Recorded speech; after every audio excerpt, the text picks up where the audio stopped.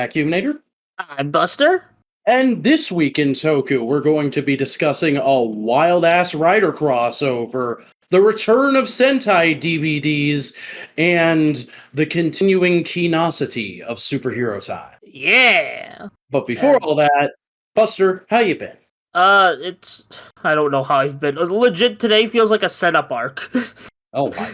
Because everything is happening the day this is going up, but the day we're recording this, it just feels like, oh, you're gonna get everything tomorrow.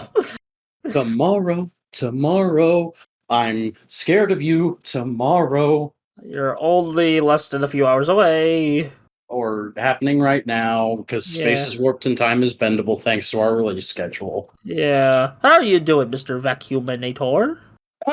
I'm very much having like one of those weeks where it's like life is giving a little and it's taking a little, because I got a bunch of work done on my car, which was a lot of money, but my car is now running way better, and I was really happy about that today. But then I got to work and my earbuds that I've had for about a year and a half crapped out on me, and I had to order a new pair, which was something I didn't expect to have in the budget this month, and it made work today like almost insufferably boring because I'm so used to having like podcasts and audiobooks running all the time, and it made me realize how like weirdly silent the parts of the building I work in are, because I clean up after classes that have already happened. So I'm just in a big classroom that's really quiet all the time. Yeah. But my new ones I paid for expedited shipping, so I'll have them tomorrow night. But that still means I gotta do that. I gotta do that quiet shit again tomorrow, and I don't like that quiet shit. Yeah, sounds insufferable. I've been there. Don't worry. So I get your pain. Speaking of pain, it's a celebrational day, the week thingy. Yeah, because today is Kiksa Day or Kiksa Day or however you pronounce it. I've heard a lot of different pronunciations over the years. It's the second annual TWIT Kiksa Day special. Yeah, it's the day that fucker is celebrated, because he was the original that fucker in Kamen Rider, so we all get an excuse to be a fucker, I guess. I don't know, it's, crimes are legal. It's the purge. That would be horrible. No, don't do that. Yeah, no, despite my disdain for Fies in general, I do have an appreciation for Kiksa. I think it's a cool suit design. I think the character can be fun when put into things beyond his own show, because in his own show he's just kind of a headache, in my opinion. But when he shows up in crossovers and stuff like that, he's great. Like, I love the revisionist history stuff they do in Heisei vs. Showa with him. I mean, like, I will be talking about him a bit more on my channel, because by the time this goes up, I'm releasing the Fies video on Kiksa Day. Hey, look, cross-marketing. We doing it, boys. So, yeah, check my channel for that. Yeah. But not too much to say, because I don't know if anything specific is happening. Like, if Toei is doing something for Kikes a Day, we won't know about it until like in between us recording this and it going up. So we might talk about it next week if something does indeed happen. But for now, just happy Kikes a Day, and don't forget to have a horse kick someone in the head. Yeah. And other things you shouldn't forget are to support Modular Media. So be sure to hit that like button, comment down below with your thoughts on some stuff that's happening this week in Tokusatsu, or just to wish us a happy Kikes a Day, I guess. Subscribe to the channel so you can get every episode of this and the other shows we do here at Modular Media as they come out. And don't forget to ring that bell for notifications. Follow us on Twitter at the Modular Media for updates, and join the subreddit because it still exists. But yeah, that's all the plugging and tugging I got to do this week. We have one little bit of good housekeeping left, though, and that is the fact that Dino Fury Season 2 Part 2 is right around the corner, and it's going to be really interesting with the way that's releasing, because just for a general reminder to everybody, it's releasing on the 29th, which is a Thursday. And technically it'll be going up at like 2 a.m. my time zone. So I have to work that day, but I'm probably just going to go Twitter blackout to avoid spoilers, even though I've already seen quite a few spoilers thanks to those episode descriptions. Um, but I have taken the following day off so I can watch Pulsecon. So I'm probably going to come home that night and just binge it all. And I imagine you're planning to do something similar, Buster, right? Well, funny story. I've gotten my hands on Canadian rips of the episodes. I'm up to episode 15 now of season 2. So I'll just Yeah, like pick up from wherever the Canadian rips are, or maybe I'll just finish the show with Canadian rips and then I'll just like watch a few episodes on Netflix. I mean, I was going to mention that. I'm glad you reminded me because I have seen the 2 episodes that have aired early in Canada as well. Um, Canadian? it's a word. It's a long dead joke that I brought back for a split second there. Don't draw attention Okay. to it. Um, uh, and I don't want to say anything too spoilery. We're not going to get into discussion of those until everybody has access to them. But I do like it so far. However, there is the matter of how we're going to tackle it on this show because the last time they did a Netflix dump, we kind of tried to space it out, and I tried to space out my viewing as such, so I didn't like try and jump ahead or anything, and that got really confusing, and it felt like there was a tonal dissonance from us and the rest of the fandom. So we've made the executive decision that our episode that will be coming out on the 4th of October is just going to be a giant Dino Fury spoiler cast. We'll, of course, talk about everything else that week, but we're also just going to talk about all the new Dino Fury episodes at once and probably give overall thoughts on the show. Yeah. Because I got like from the episodes I've seen, I have feelings both positive and negative. That's all I gotta say. So be prepared, everybody. If you wanna not be spoiled for Dino Fury, you may have to stay off the podcast for like a week or Yeah, two. there's like a major spoiler that's becoming a semi meme on social media, so be warned if you're in Power Ranger spaces. Yeah, it's just the nature of the beast with the weird, oddly disjointed international release that Power Rangers has had since the Neo Saban era. But I don't know. I'm looking forward to having, despite the fact that Cosmic Fury is what it is, I'm looking forward to having all of Dino Fury in our laps and being able to look at the show as a whole because Yeah, because it was written.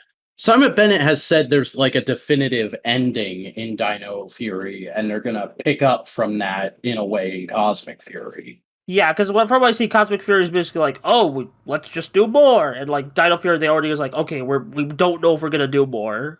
So Yeah, but it seems less MMPR into Zeo and more in space into Lost Galaxy. yeah, which could be exciting, but we'll see, depending on however it goes. Well, we might Yeah. get Cosmic Fury news at the end of the month. Who knows? Yeah, like it's interesting. We'll talk about that a bit later, but we may very well be getting a bunch of Cosmic Fury news at Pulsecon. But that's getting a little bit ahead of ourselves. For now, let's jump into the news proper because our top story is that Tamashii Nations has announced that they are going to be releasing S.H.MonsterArts Mecha Ghidorah Shinjuku Decisive Battle Set, which, as I can tell, is basically the Mecha Ghidorah they released a few years ago with updated paint and a couple new effects parts. It looks sick. Yeah, I've never been huge on this design, but this does look like a really good figure rendition of it. I might check out some reviews when they drop, but I don't know if I'll be getting it myself. I need to start a Godzilla collection at some point though, because I don't have any Godzilla toys right now. I'll probably wait till I like get like finish with Showa era and my Godzilla-a-thon, mini-a-thon. Not really marathoning it. I'm just kind of like casually like watching the films at this point, you know. Yeah, fair enough. But that's all the Godzilla news. So let's go ahead and jump into the semi-mountainous amount of Ultraman news. And the first thing is that Decker's final form leaked. So if you don't want Decker spoilers, do not look at the news links, which are always in the video description. But we do have a somewhat blurry, pixelated image of what Decker Dynamic Type is. And what it is pretty raw in my opinion. I really like how this form looks. Yeah, honestly, Probably like Ultraman Final Forms in like the Heisei era have been kind of hit and miss. Not Heisei, new generation era has kind of been hit and miss for me, but this is a definite hit. Like this is like yeah, this goes hard. Yeah. Yeah, it's not as good as Delta Rise Claw, which is Yeah. my favorite It's at the a moment. godly design. So like there's no way you can touch that. But like it's really good, and it makes sense as like an evolution of all the forms Decker has had so far. Yeah, it's simple but like effective in my Mhm. opinion. Love the big crest on top. Very, very Kuga, Agito Agito. esque. Yeah. Yeah. Um, so hopefully we'll get some higher quality official images of that soon, and it's not too far off from debuting in the show, I bet. Um, but we do have some S.H. Figuarts Ultraman news. We've gotten 3 different figures solicited this week. We have Tector Gear Zero, Glitter Trigger Eternity, and Windom. Which is an interesting lineup of announcements. I've actually oh, I was gonna say I haven't heard of it, but wasn't the Tector gear in the latest Mega Monster Battle Yeah, series? Ultra Galaxy Fight. Yeah, this was like Zero's training armor, basically to like kind of like the weights to make him stronger. Like so when he can go even beyond or when he's taken off. It even comes with a little Pigmon statue to pose. Yeah, and I mean, like it looks cool. It's a solid design, but I don't know if I need this. Hey, I don't need it. I probably just want like a standard Zero figure art, to be Yeah. honest. Um, and I think everybody who has been listening to the show for a fair amount of time already knows how we feel about Glitter Trigger Eternity, but like, God, does this form look ugly? Yeah, it's too cheese. It's a cheese. It's the cheese form. It's just too much cheese, man. It's a cheese it. Yeah, the only reason I could see to buy this is the fact that it's also going to be coming with the dual sword. So if you're collecting Decker, you might need it. Yeah. Or if Uh, you want to like collect the trigger toys too. So yeah. yeah, and I mean Trigger does have fans. We did have one of them on for Yeah. 3 weeks just recently, but like Yeah. I'm not a Trigger fan, and like the only reason I would buy a Trigger figure art is like if I was going to get the base form and like I was being a completionist, I need at least one figure of every Ultra, and I like Ultraman, but I'm not at that point yet. I'm not at that point with really any Toku series. There's Kamen Riders that I'm like I don't ever need a figure of them. Dang. And Um, then Windom. He's neat. I'm excited for Windom. I actually really like Windom's design. I know some people find it kind of goofy, but I think it's really solid. I enjoyed how he was used in Zet, and this is marketed as a Zet version. And his recent appearance in Decker was fairly fun to see as well. So I'm looking forward to this. I don't know if I'm gonna get it anytime soon, but I'm glad they're making it. Yeah. That's all I got. It looks neat. Mhm. Now on to the bit of craziness that happened this week because we Yeah. were we were literally in the middle of recording modular components with Tim, which will be coming out on Friday, and Toei Tokusatsu Fan Club announced Kamen Rider Outsiders, which looks to be the climax of the Gem Specials arc. Yeah, and even like a climax of a couple other specials from what I heard. It's like, oh, they've been setting like a couple things up in like the Ryuki Rider time and the Mhm. even the Ghost Saber stuff. So I'm like, oh, okay. And it looks Uh, like it's a full-on mini series, and it's gonna be like, kind of like I guess the male version of Girls Remix. yeah, it seems like each episode will focus on a different conflict. You'll have like the Ren and Decess conflict, and the Oja and Guy conflict, the Genom and Delta conflict, and then they'll Mhm. kind of all collide with Hirobi returning. Yeah, which is pretty exciting. I really like the lineup for this. Seeing some of these characters again is really exciting, and I hope this turns out well and gets subbed in a timely manner. I definitely want to watch this. Yeah, this is the most excited I've been for a Kamen Rider special in a bit, to be honest. Yeah, and don't forget to check out Components if you want to hear both us and Tim freaking out over it right after it dropped. Yeah, this was a nice present after finishing the Fives video, honestly. So, cause Mm. yeah. Yeah, no, it looks really good. I'm excited for it, and hopefully we get our hands on it fairly soon. But that is the only piece of Kamen Rider news this week. At least it's a fairly quality one. But we do have a little bit of Sentai news. First and foremost is that we have the full reveal of the Soto Super Ninja Sentai Kakuranger set, and it looks like a Soto set. It's that style of figures, but the Kakuranger suits, and there is a fuck ton of accessories. Yeah, a lot of good ones. Just like incredibly minute specific stuff, but it all looks really fun. And like if you're into these lines and you're into Kakuranger, I think this is like a must have. It looks really fully formed. Yeah, I've always wanted. I still haven't finished Kakuranger, but it's always one of my favorite Sentais aesthetically. So I'm like, I really want to own figures of them one day. I've seen a couple random episodes of it, and I thought I like the show's vibe, and I like the suits a lot. So, might pick these up at some point if I ever actually go back and Yeah. watch the whole show. Or if they make S.H. Figuarts / Lightning collections of them. Oh yeah, that's got to happen at some point, right? Because like Yeah. Game Rangers are a thing. You know they're gonna mine that at some point. Yeah. Although I wonder if they'll include the brain heads. Uh, Dude, if they don't include the brainheads, they're cowards. Yeah. Um, Uh, but we do have the biggest something. news. Yeah. One of the bigger bits of news this week, which is that Shout Factory has announced that we are indeed getting DVDs of Bakuryu Sentai Abaranger.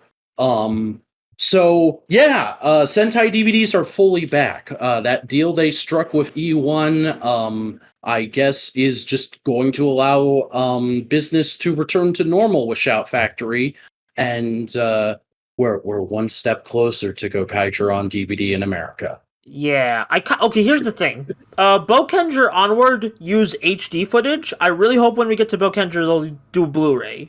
I Yeah, doubt it, but like I hope they acknowledge like, hey, Bokenger's in HD. Blu-rays are HD.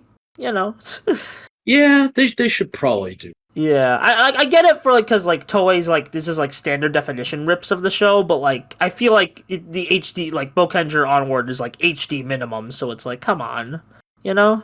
Yeah, That's future me's problem to worry about. Current me still has a problem to worry about because of a rant I'll get into. Because I got my 5-man DVD shipped here.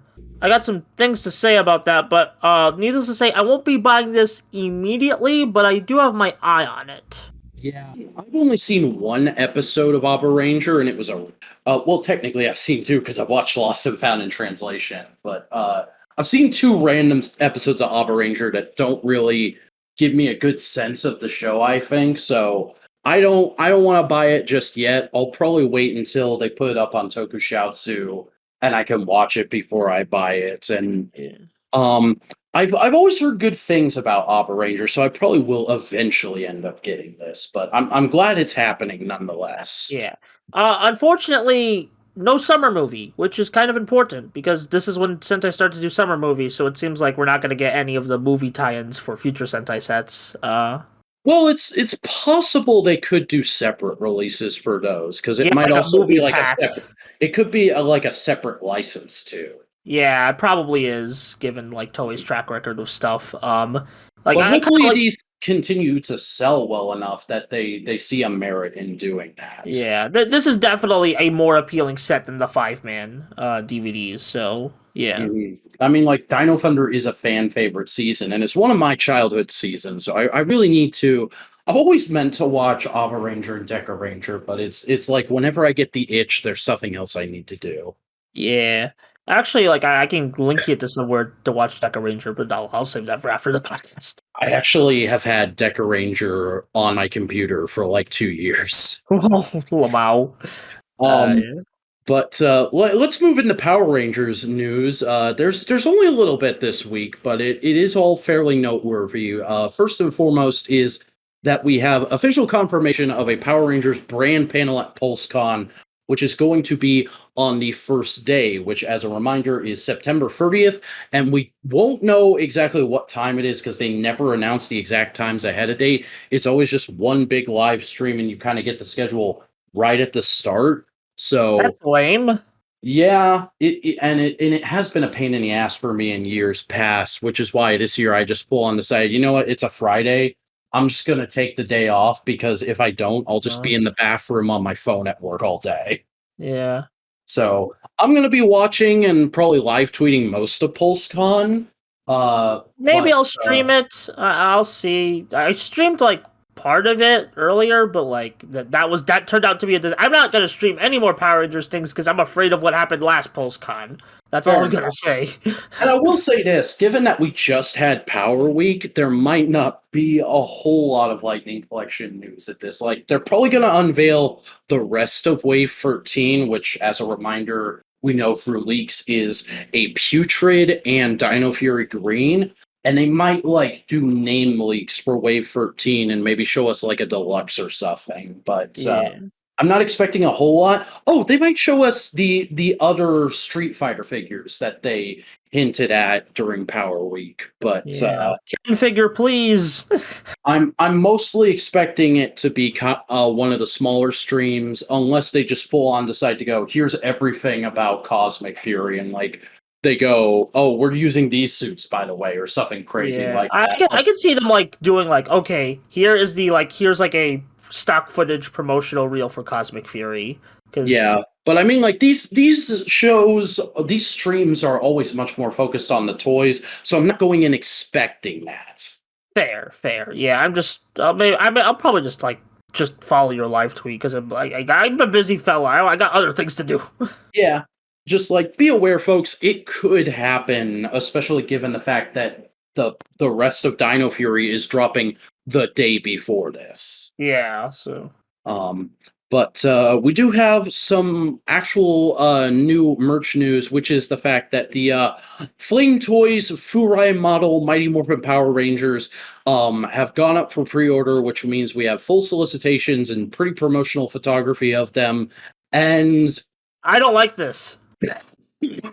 yeah, they just kind of look like the Figuarts, honestly. Like Yeah, there's a little more detailing, like there's actually some suit wrinkles in the torso I noticed, but mostly they just look like model kits version of the Figuarts. And I mean, if you missed out on the Figuarts or you really like model kits and you somehow don't have an MMPR team yet, this is definitely the set for you, but like I don't fit into any of those categories. and also like the helmets look super squished to me. Like they just Uh, I like I think I think yellow and black look all right, but blue is a little off, and red and pink really look bad in my opinion. yeah, red's helmet is just sending me all sorts of red flags. Like I even saw people tweeting about like it's really weird. We've had so many Red Ranger figures in like the last 5 years, but none of them have really gotten the helmet quite right.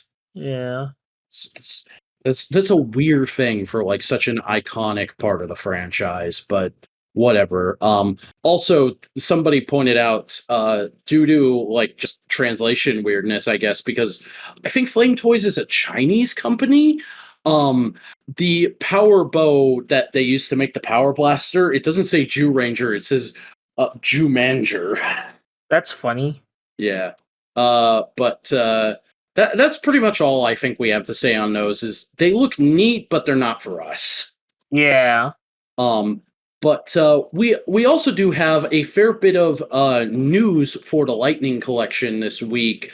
And it was kind of all surmised really well in this week's episode of Lightning Storm. So I just went ahead and linked to that as the news source because like I mean, honestly, if you're into the Lightning Collection or Power Rangers and you're not following Josh's channel at this point, you really should be, because he's like the main news source for early reporting on the Lightning Collection at this point. And he leaked slash confirmed this week that Wave 14 is indeed going to be Lost Galaxy Pink, and it is going to be Kendrick's, Dino Fury Blue, Dino Thunder Black, and SPD Yellow, which I think is a pretty banger wave. And honestly, if Lost Galaxy Pink was Corone, I would be buying this whole wave. And as is, I'm gonna pre-order Tommy and Z, and I will get Ollie if I see him in the wild. Yeah. I got Um, nothing.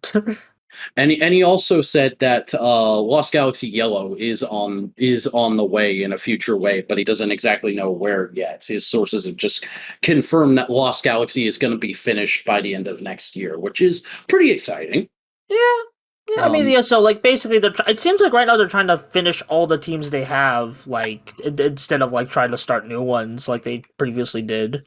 Yeah, Like, it's like which kind I of a think is cleanup. commendable. Like, finish up all the teams we have right now, and then like start a new set that you can slowly chip away at, like by the end of next year. Yeah, but like I do understand why people might start to lose interest in the Lightning Collection because of this, because it's just, well, there's not as many like exciting picks being picked, you know? Mhm. It's just kind of like, oh, I guess I can complete that team, so that's understandable. Yeah. Yeah. I mean, there are people who like team completion is a must for them, like, Yeah. and there's people who will also, if they're into a line like this, they're just gonna buy everything anyway. So I think the sales aren't gonna be crazy, but they'll probably still be fairly healthy for the line. At least going forward, because it seems like they're kind of getting their footing again at this point, which is Yeah. very, very relieving. Yeah, after the summer we had.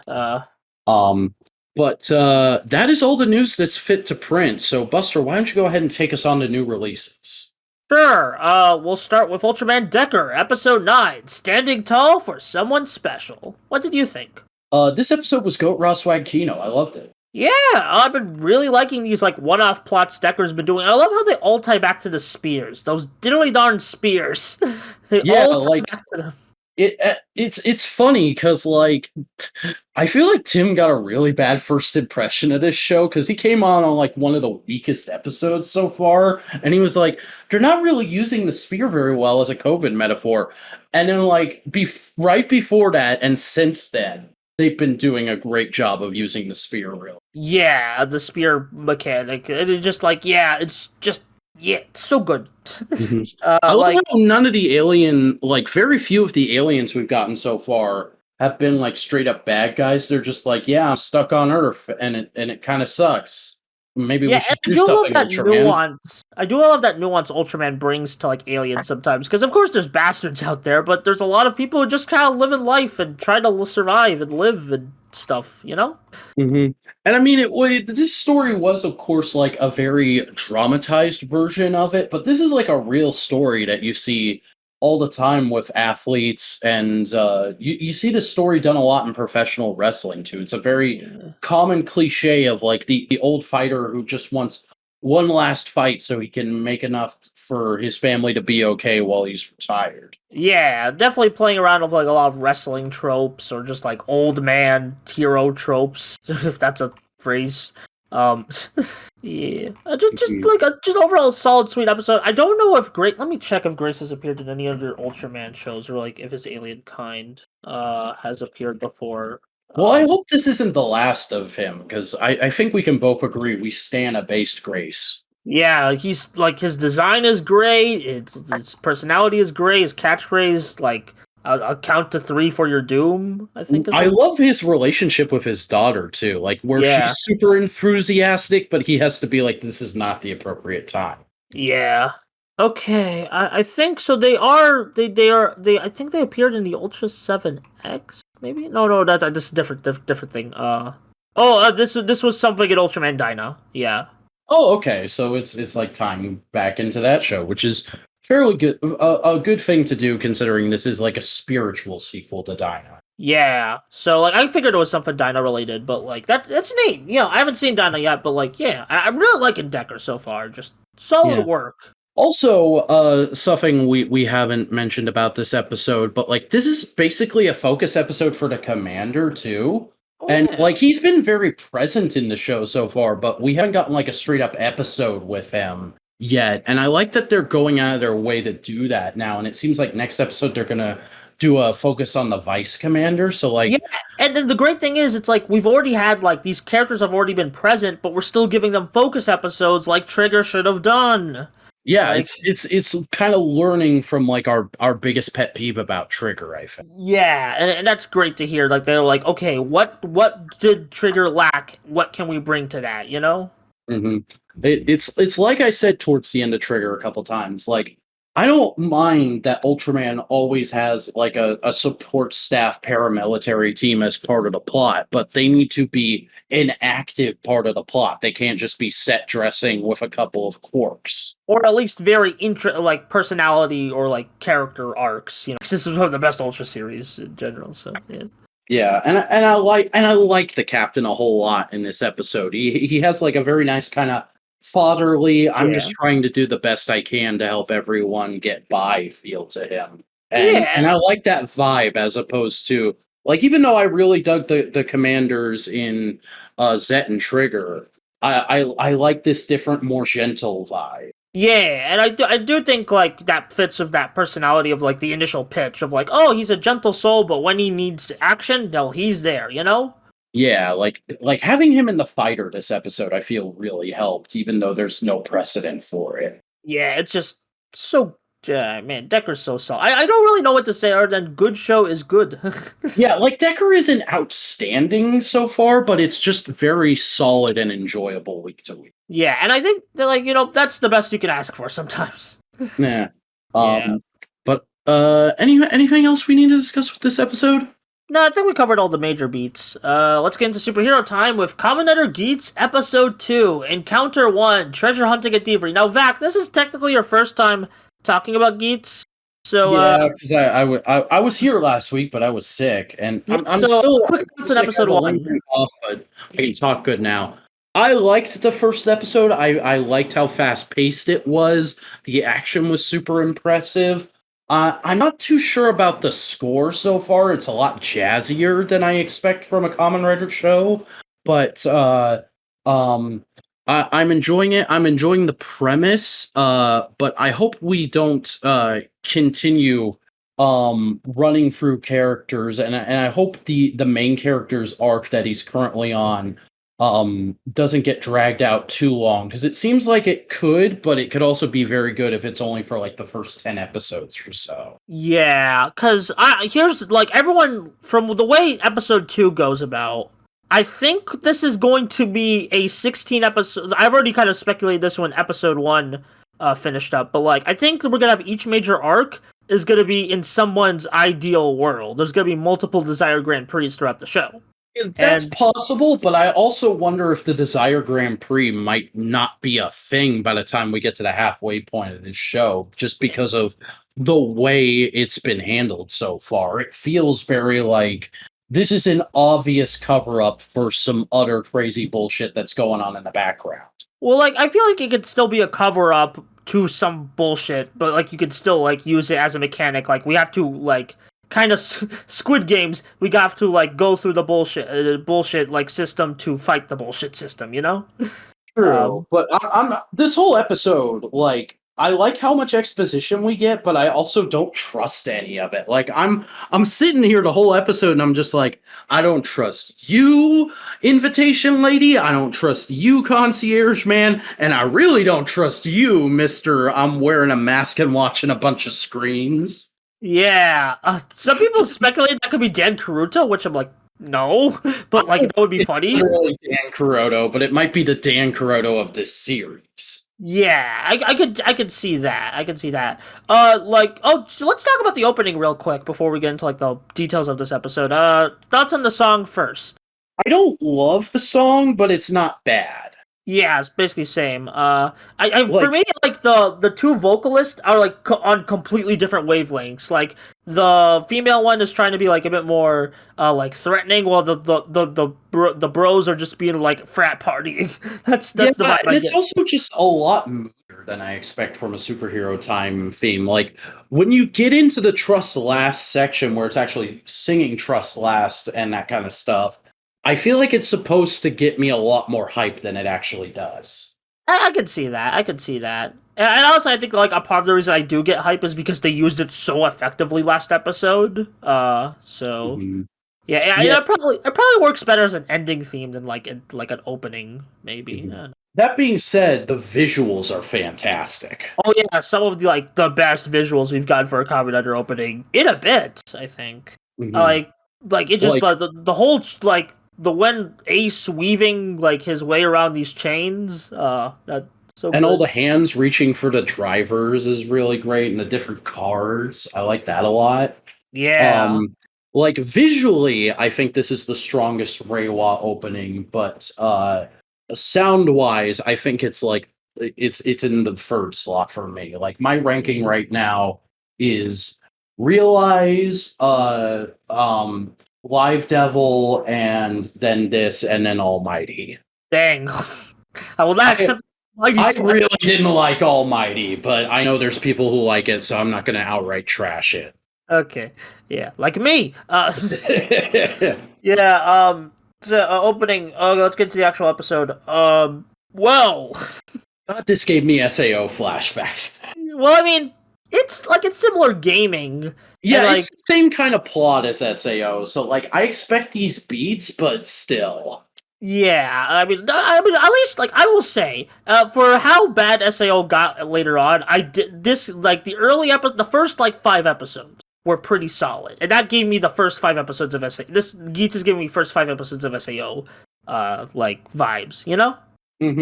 SAO is really good at like shocking you and making you interested that way early on, but like once you get into the parts that are really annoying, it's easy to look back and go like, "Oh, that wasn't actually that great. It was just really shocking."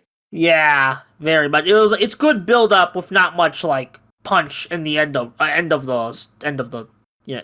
Yeah, but anyway, this show, Yeah.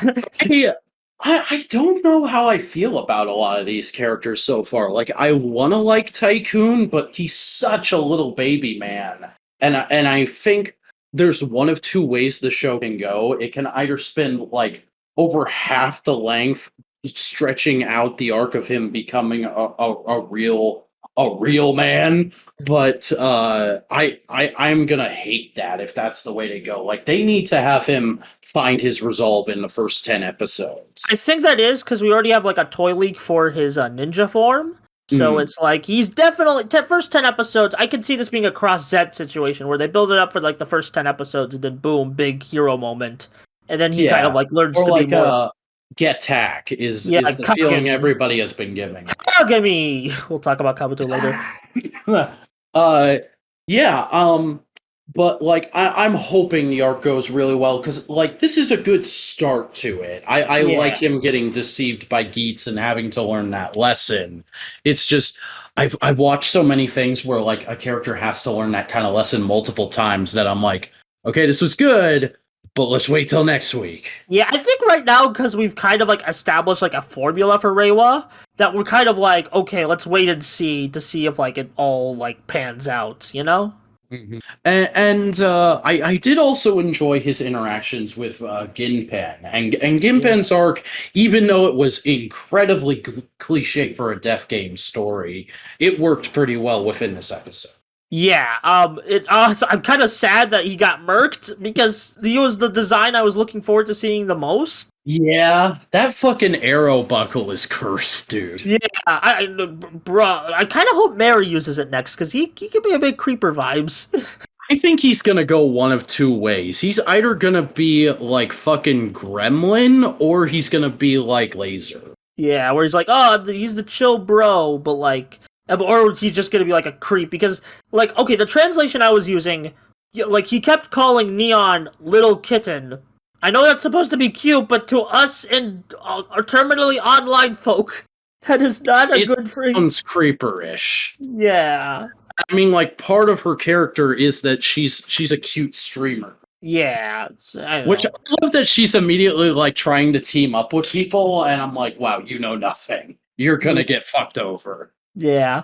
Although it's pretty interesting how it's like we're seemingly like dwindling down already. We already got 20 players eliminated in this episode, which kind of sets up my like there'll be multiple Desire Grand Prix to introduce each new of the new riders for theory. I But also think we're gonna have a lot of users for some of these suits. yeah, like the multiple yeah, that would be really cool. Like kind of yeah.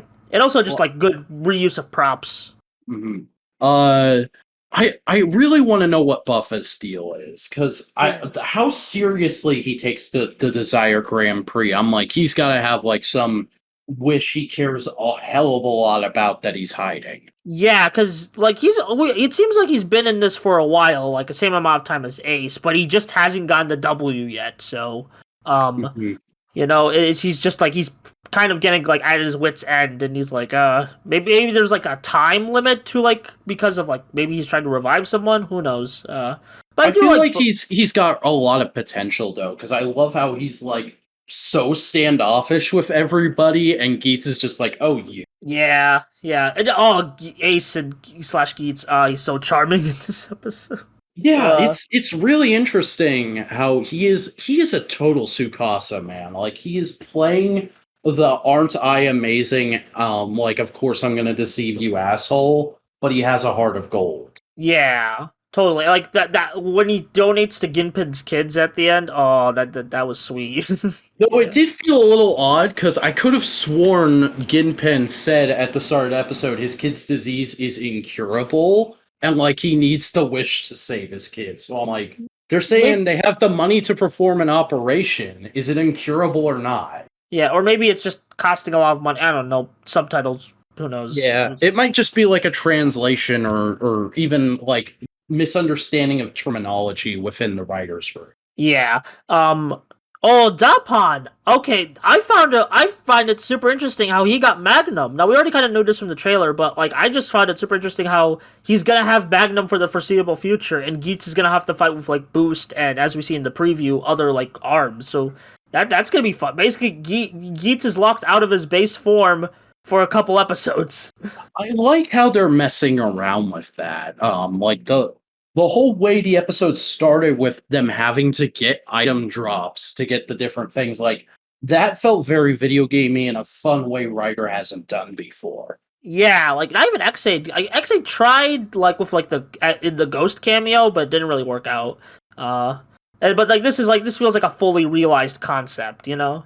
And I man, like you know what's like one of my pet peeves of Kamen Rider stuff. It's like especially like is that they introduce a really cool gimmick, but then they introduce a bunch of belts that they support, but they don't use the gimmick to the full potential as the base belt. So I hope they keep updating this gimmick, you know, and the Yeah, belt. like they need to have like different levels of buckles for the Yeah, desired driver dropping all the time. Like I like how there's two that are straight up called worthless in this episode. I'm like, have an episode. There should be an episode where they like get a new buckle and it's like, oh shit, what's this gonna do? We're gonna fucking Deus Ex Machina this monster, and then it's just completely worthless. yeah, or something like that. You know, it's like, and it also like I still like how they're using the creativity of the like those mix and match powers. You know, that it makes for cool fights and popping off the fireworks and stuff. Yeah, I love how Boost is kind of being written as like the superstar from Mario of like if you get this, it's incredibly rare and it's gonna allow you to be invincible for a few Yeah, minutes. or more like Fire Flower, I'd say. Yeah, kinda.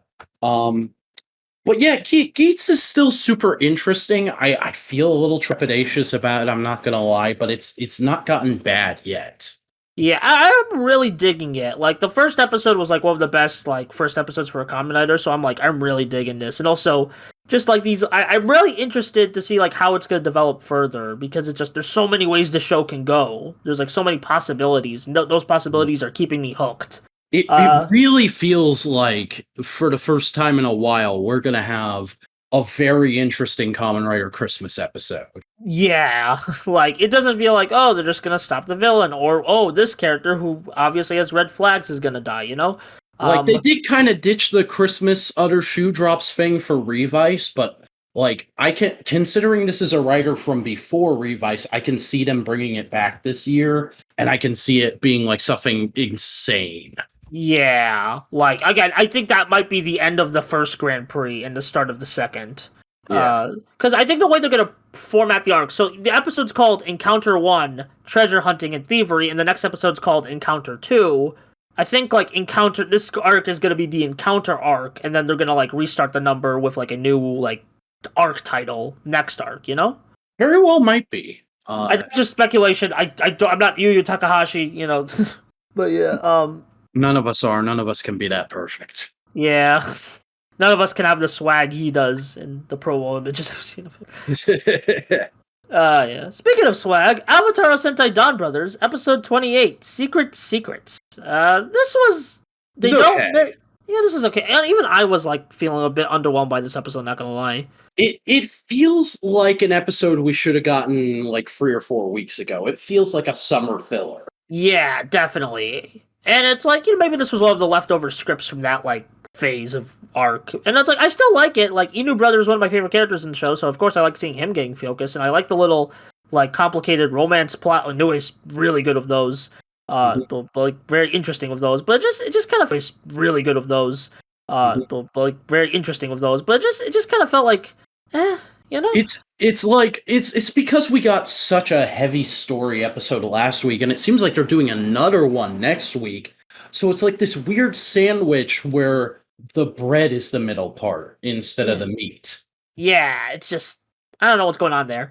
Mhm. Like It's the just like biggest problem I have with this episode, honestly, is just like this doesn't feel like it needs to fall right here in the story. It could have been put anywhere. yeah, it's very loose. Like it could have like happened at the end of summer for The most important thing in this episode is the fact that we get the I guess it's the Ultra Zord, but like the there's still plenty combo. the Ultra Zord level combination, but like there's still plenty of time to introduce another mech, so I could be wrong about that. Now I think they might like I'm not sure because like yeah like unless Don Murasame is gonna get a mech, I don't think Well, it's weird because like the toys of this said that this was going to involve Don Murasame's altar, but it wasn't. Don Murasame isn't in this episode at all, and they ended up using the purple wolf well mecha. he seems to be So the focus of the next few storylines, so we'll keep an eye on that.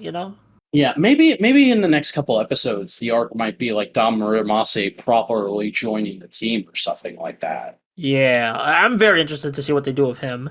But that's just kind of like probably the weakest episode of Dawn Breakers, just based on the placement of where it is. Like it's unfortunate. It has the unfortunate of being stacked between two very exciting episodes.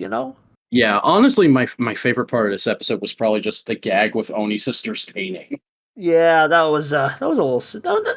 Even then, I was just like, didn't really find a lot of the jokes as funny as previous episodes. Mhm. Uh, but I think that's all we have to say about new releases. So Yeah. let's go on to old stuff and toys, which is just going to be a Buster Rambles segment this week because I I was so sick for a while there that I just didn't want to watch anything with subtitles, and then I've been busy trying to get caught back up with everything, so I haven't had any time to watch Black RX the last 2 weeks. Yeah. That's fine. Take your time. I'll probably get back on it tomorrow. Yeah. I guess I'll start with the 5-man DVD set, which I do not have in my hand because it's downstairs, but I'll talk about it. It's a well-made DVD set. Mine broke. Like it had. Now, do you think that was a shipping error or that was a manufacturing? I think it was definitely a shipping error, and Okay. and it's just kind of, and apparently a lot of people have had these problems with past Sentai DVDs. When I was posting about this, saying, guys, my case is cracked," and like the disc still work, thank God, but like. This is making me very hesitant to buy more DVD sets from Shout Factory. Blu-rays, I'm fine. The 01 Blu-ray, very sturdy. But like if the DVD sets are gonna crumble this easy, yeah, no thanks. Interesting, because like I've gotten a couple different things from Shout Factory, and I've always looked at the cases and been like, these look fairly cheap, so I'm going to be careful with them. But I've never actually had a broken one. Yeah, apparently a lot of people have had broken ones, so Mhm. yeah, that's not And great. I mean, like I've been buying Shout Factory since back in the days when they were releasing season sets for Transformers Prime. Uh, Um, but how's the show? Have you actually watched any of I've Five Man? watched 3 episodes so far, and it's solid. It's maybe because it gets worse later, but like I like it so far. It's a very chill show about like a bunch of teachers helping out and being cool and having a robot buddy. Very Showa Sentai. It's interesting. I've literally never heard anyone talk about Five Man. So like when I saw this set get announced, I was like, yeah, it makes sense in the order you're going, but like I don't think anyone's going to be excited for that one. Yeah, like that. Like Abaranger's probably gonna be the bigger test of the two. Yeah. Because I mean, like, I know people who swear by Abaranger. Like, Database Ranger watched Abaranger while Dino Fury was airing, and he's told me it's really good several times. Yeah.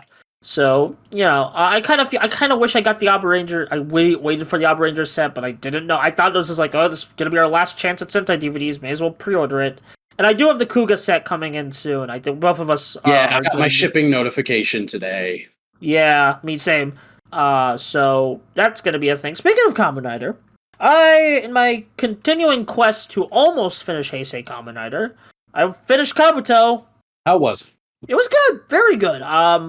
It's just the ending is a weird. The ending is like it gets into a lot of like weird. It's not even a bad ending. It's not an insufferable ending. It's just very dealing with all these sci-fi concepts and last minute turns and like, oh, this could have been like in earlier episodes. You could have like spaced it out, but like you're just gonna cram it all in here. Okay. Yeah. I've not actually watched any Kabuto, but I've seen a ton of spoilers for it just through osmosis. So, like, I know Kabuto gets crazy and weird, and it even kind of starts in a weird place. Yeah, I mean, I still think it's one of the most unique and fun Kamen Rider shows. Like, this is definitely like a modern Kamen Rider series through and through. I feel like this could easily be someone's first Rider season, and they'll be like, "Oh yeah, I get this franchise," you know? Yeah, it actually was. Historically speaking, I've heard from some older fans that like Kabuto was one of the first big jumping on points because a lot of people tried to sell it to their friends as it's an anniversary season. It's got a higher budget. There's going to be a bunch of writers. You'll find someone to like. Interesting. I will say I did not expect the twist of the Hell Bros basically being the two DB users. I did not know that going in. I was like, oh, they're just gonna be. Where's the Hell Bros? It's like, oh no, they've been there. They've been staring me right in the face. I just found that funny. And also, I think Kiori. Let me check the right Tendo's friend girl that he helps, but it's not romantic because of a twist. Let me look this up. A character that's in the love interest slot. Yeah, the writer girl is like the Hiyori. Yeah, even though she kind of like gets sidelined in the second half, I think because of actor contracts. She's a really cool character. I kind of like how she's like kind of like in the midst of all these wacky personas and wacky characters. She's kind of just like, like, and it's like, and I know some people find that annoying, but I kind of find that really charming, and it makes when she does smile in the final episode all the more like heartwarming. It's a nice slow burn, and also just like there's I feel like Kabuto might be the wildest in comedy. It has a lot of good comedic bits. It's not like all laugh riot all the time, but when it does try to add its hands comedy, it gets wild. So, nice. And also, no spoilers, but Dark Kabuto, I don't know if I should say he's underutilized, but I do like him a lot. That's all I'll say on him. I might devote like more time to him when I get to making the video. Who knows? We'll see. Maybe I'll be the Dark Kabuto shill next. Who knows? You're gonna change your avatar body to be Dark Kabuto. Maybe we'll see. Probably not actually, because just my avatar body would not work well with the Kabuto base. But anyway, any questions you have about Kabuto before we end on the show? Are the suits as cool as they look? Yes. Nice. Yeah, the effects, the clock up of it. They kind of stopped doing clock up like around mainly because of hyper clock up coming into play, but like.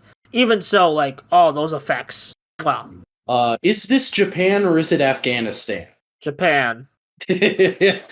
God, that was one of the first Rider memes I ever saw. What? Because of the Kabuto dub, that line became a meme. I guess. I've actually watched the first 2 episodes of the Kabuto dubbed actually to like get a feel for it. It was pretty silly. I kind of want to watch it to see what Tsurugi Sasord sounds like because he's always going like Kagami, my friend. It's like I admit that sounds like it would be pretty funny in a bad anime dub voice. Yeah, I need to like look up episodes where Tsurugi says that dubbed. But like, anyway, yeah, Kabuto, it's solid. I'm not sure what I would rank it. It'll definitely be like in a higher tier of ranking, but I'm not sure where. Well, that's good to hear. I do want to check Kabuto out someday. So glad to hear that you liked it. But I think that's it for this week in Toku, isn't it? Dang, yeah, it is. we kind of blew through things this week, but in a nice, fun way. So, Buster, why don't you tell the good people where they can find you on the internet? Yeah, I am Buster Corp. I do video essays on the internet, mostly focusing on tokusatsu and other things I'm interested in. By the time this goes up, Kamen Rider 5's review, it's out. Go watch it and support it. Blade review next, maybe. Blade review is definitely next. And I also have a Hibiki and Kabuto video. I just working on all the rest of the Kamen Rider stuff. Just have a whole playlist filled of Kamen Rider videos and other, so like, just go check out the channel. Lots of stuff to check out, And also, twitter.com/BusterBlade3. yeah. And I am the Vacuuminator. I also make video essays about tokusatsu. You can find them at youtube.com/thevacuuminator. And here's a bit of a TWIT exclusive for all you listeners who are smart enough to listen to the end. I may possibly, within the realm of probability, be approaching the vicinity of having my next video going into pre-production. So it could be out soon, is all I'm going to say. So go over and subscribe, and follow me on Twitter at the Vacuuminator. And if you want to see action figure photography that I take, follow me on Instagram at _Vacuuminator. But folks, that is all for this week in Tokusatsu. So I'm going to bid you adieu, and we'll see you back here next week for whatever happens that week in Tokusatsu.